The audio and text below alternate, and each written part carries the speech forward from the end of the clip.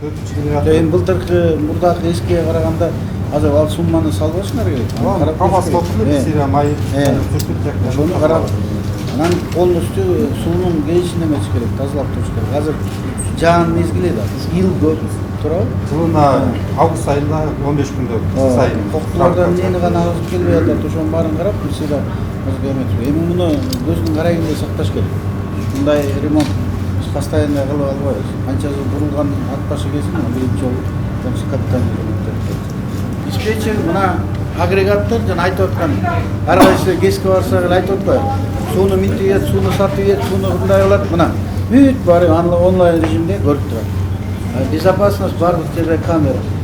Стратегический объект көрдүңөр бүт мындайча айтканда МВДнын службасы кайтарат. Биздин объектилердин баары. Азыр эми жаңы постановление чыкты. Башка энергетический объектилердин баарына биз МВД менен келишим түзүп, ГЭСтерге эле эмес, башка объектилерге да МВД менен келишим түзүп, жалаң ошол МВД кайтарат стратегический объект.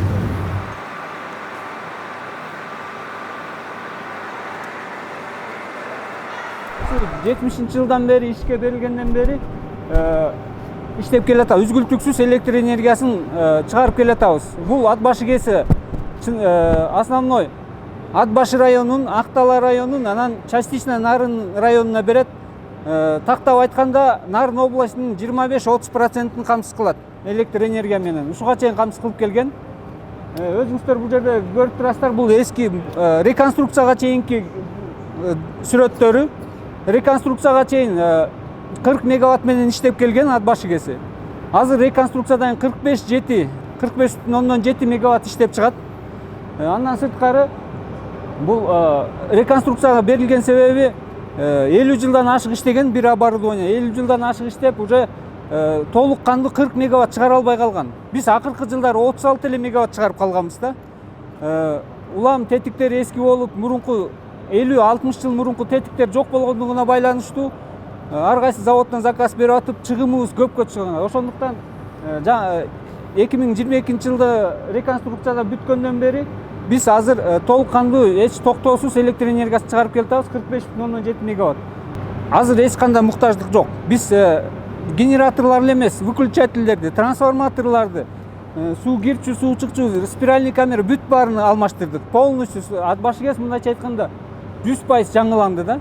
Ошондуктан азыр биз эч кандай өзгөлтүксүз жок чыгарабыз. Мурун биз жылына 150-155 миллион киловатт саат электр энергиясын чыгарсак бир жылда.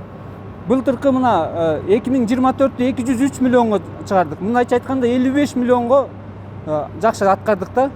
Бул реконструкциянын жыйынтыгы.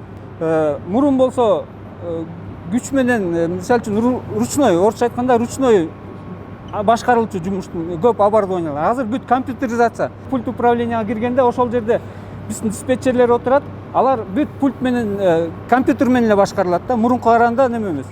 Мурунку генераторлордо 10 эле датчик болчу. Азыр 156 датчик турат. Ар бир кыймылын көзөмөлдөп турат. Только компьютер көзөмөлдөйт да.